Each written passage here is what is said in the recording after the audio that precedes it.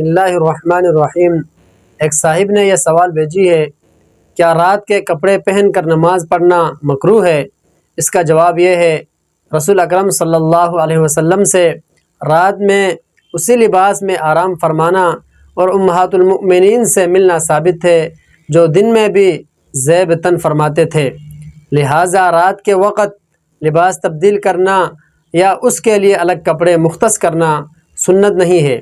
البتہ اگر کوئی شخص رات یا دن میں سونے کے لیے الگ لباس مختص کر دے اور لباس عمدہ نہ ہو، یعنی شرفاء کی مجالس میں اسے پہننا مروت کے خلاف سمجھا جائے تو اس لباس میں نماز ادا کرنا مکروہ ہوگا۔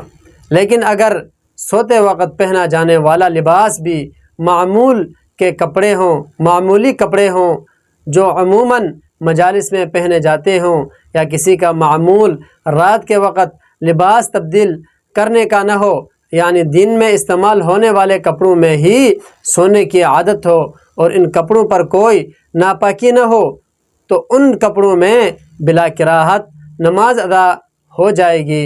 واللہ اعلم بالصواب۔ اللہ تبارک و تعالی مجھے اور آپ کو ان باتوں پر عمل کرنے کی توفیق عطا فرمائے۔